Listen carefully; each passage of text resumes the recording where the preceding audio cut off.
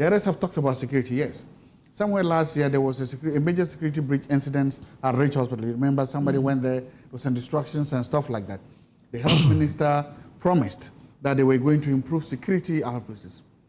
If you go anywhere, if you go outside this country and you go to any medical facility, health facility, that is where you know where security is. That is where you know it's not even enough for you to be a nurse, to wear a uniform, a doctor. Sometimes you still need either your fingerprints or your facial recognitions or cards to move in, the number of cards. And the more sensitive the place is, the more difficult it is to enter there. Because I've witnessed these things before, especially if you go to any of the, let me say, labor or delivery wards outside this country. In fact, the security loopholes you jump through before you get there become massive. We need to do that. But I'm also happy that we are saying that yes, both of them are victims. The woman who took the baby is a victim.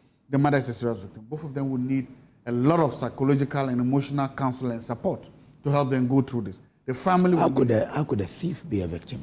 That's what I'm saying. Events and circumstances drove them there. And that somebody made a point, Solomon made a point that I agree with. We need to investigate to understand. One, is it just a simple case that she couldn't have a child, she was looking for a child?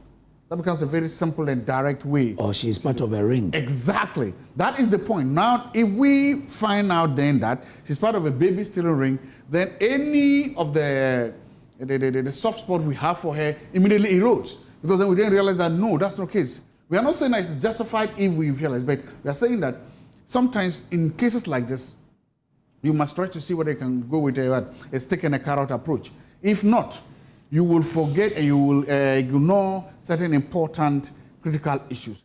Even if we realize that she's part of a ring, then the state can use her as a witness, as an informant, to not try to get, because her compliance and ready to talk to the security agencies, probably or preferably for linear sentences, could help unravel a bigger net and make sure that these things are avoided, okay?